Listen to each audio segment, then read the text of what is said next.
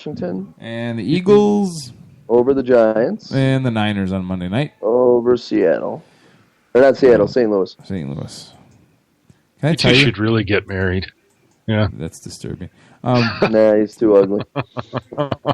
He doesn't put out enough. I almost picked St. Louis in that game just for an upset special. I thought about it too. I toyed. But let's get on to the games that we disagree with, and it looks like I am on the major hot seat here. But because I'm the host, Jim, I'm putting you on the hot seat first. Please. You're picking the New England Patriots to beat the Buffalo Bills. Steve and I are going with the Bills, Western New York, baby. I can't believe I just said that. I'm picking them on momentum. I'm picking them on scoring firepower. I don't know that, I'd like to see Kyle Orton be allowed to open up the offense, and he may very well be allowed to open up the offense this weekend. But I just don't know how effective he's going to be against that Patriots secondary, which I think is pretty good, especially with Darrelle Revis. Revis shuts out Sammy Watkins. What's left? I don't know. I don't know how good those young wide receivers are with a veteran like Kyle Orton throwing to them. I'd be interested to see it. I'd be interested to become a believer in Kyle Orton and that Buffalo Bills offense. But if they're going to keep holding it back, it's not going to do what it will be not enough against this Patriots offense, which I think they finally realized who they can be this past weekend. I'm not buying that New England run defense, and Buffalo can run the ball pretty good when they want to. But I mean, you guys go ahead. No, you guys go. No, Steve, you go. God, okay, I'll go. I agree with Jim on the other end. I'm going with the momentum thing, and Buffalo is also coming off a huge victory for them, and they have a ton of momentum going into this game back home. This is going to be the first home game under the new ownership, so the place is going to be rocking. And then New England, I don't see their offense with as many weapons as Detroit had, and Buffalo held them to one touchdown on the road. So to me, I think they're going to put pressure on Brady, which is going to cause him to fumble, cause him to make some mistakes. And I just see Buffalo with the emotion and momentum actually taking this game. Yeah, I can't. That's all I had to say. Nothing pains me more than having to pick the Buffalo Bills. But, that's awful.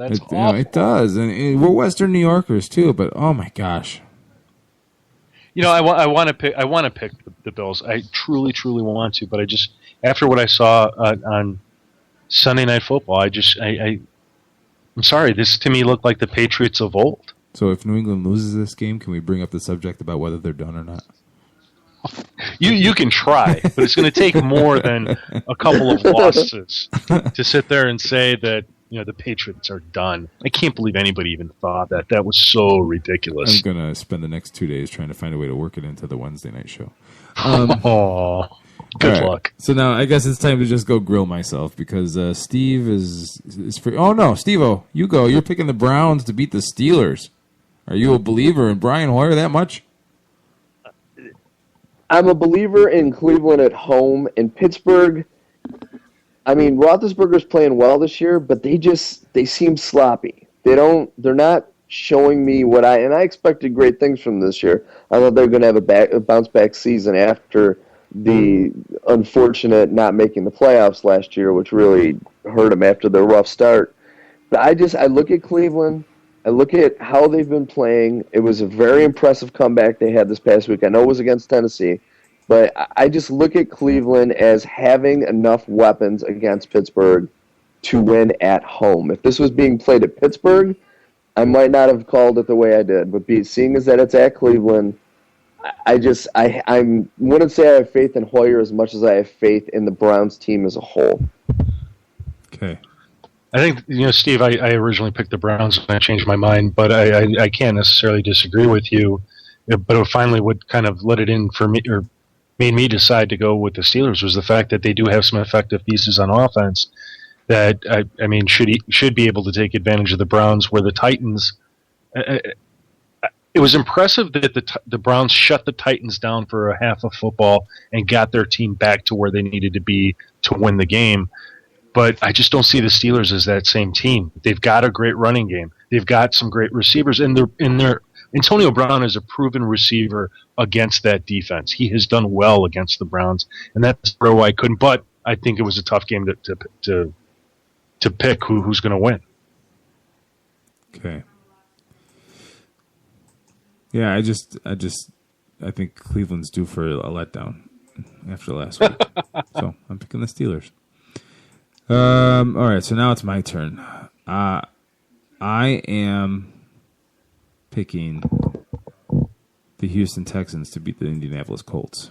And for no other reason than it's a division game in Houston's home. That's it.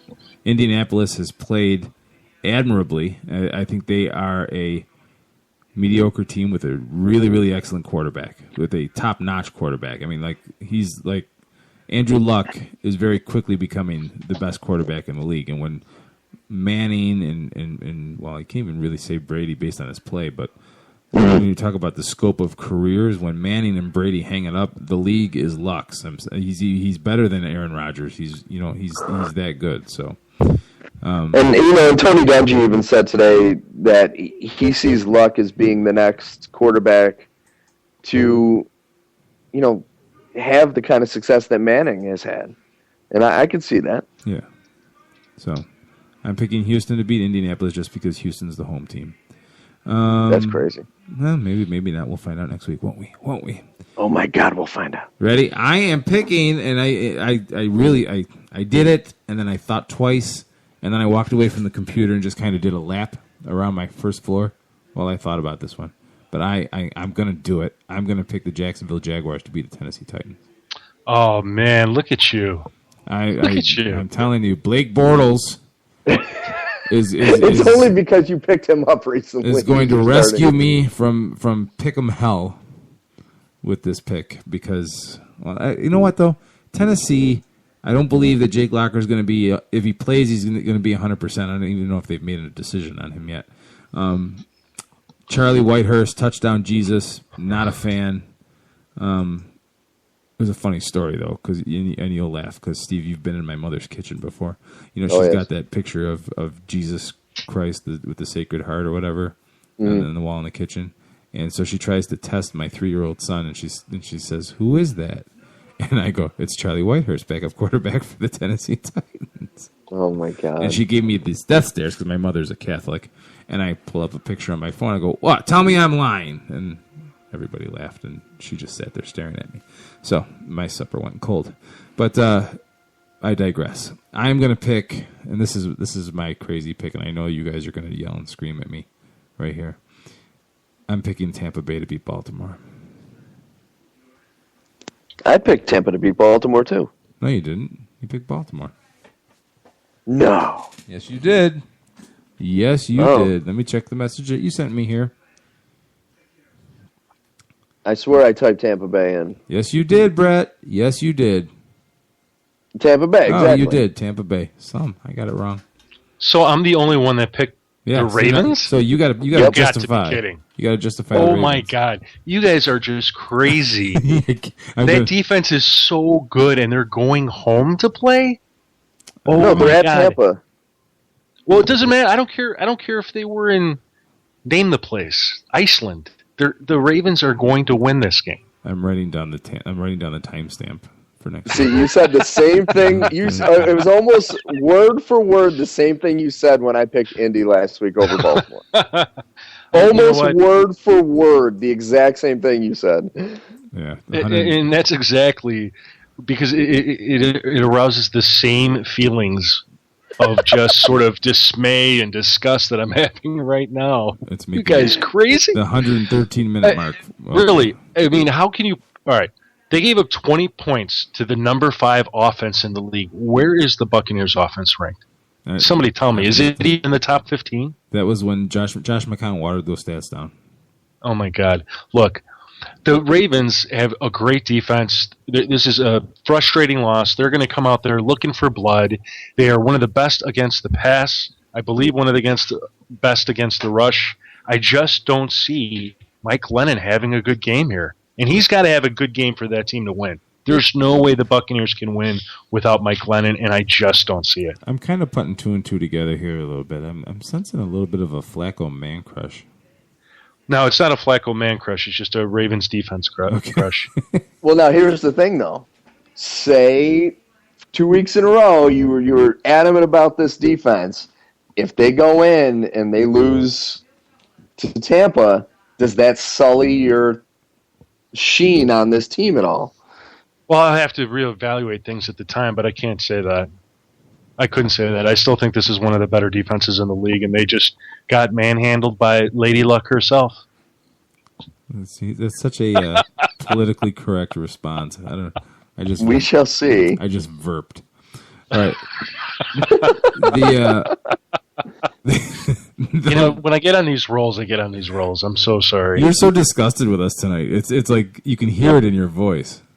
Like seriously, you can. It's like I can picture you wherever you are, just sitting and like everything that comes out of our mouths, you're like wrinkling your face, like looking around, like why the hell do I talk to these guys anymore? No, not at all. No, I find it interesting and refreshing. It makes you make me look at my own personal views and sort of refine them, and is what I'm saying makes sense? And or did I miss something? Yes. We make you feel like the smartest man in the world in the room. Hey, I'm not the one leading the picks, so okay.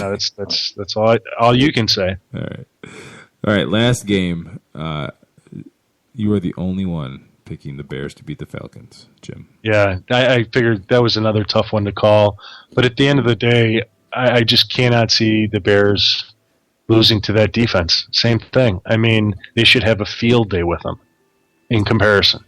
I just think Atlanta knows how to play at home. So. Mm-hmm. And honestly, I'm not going to bet on the Bears until they prove they can put 4 quarters together in a game. I love them, but they cannot put a full game together to save their lives. Nope. But see, if that's what you're waiting for, by the time that happens, and then you're going to say the Bears will win the next game the following week, they'll have another bad game. You can't You can't view them that way. But you'll never get it right. I look at them, and it seems like they don't want to win. Yeah. I mean, mind you, the game in San Francisco was kind of an anomaly with the comeback, but it just seems like the games they lose, they have control of the games, and they just don't want to put it away. And I'm dumbfounded by it. Like this game against this past week.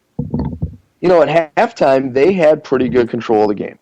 Yeah. And they just piddled it away in the second half. They just didn't seem like they wanted it bad enough. I was watching the Packers game on Thursday night, and I started to watch the Bears game on Rewind because we live in a cesspool where we don't get good football games on TV. Mm-hmm. But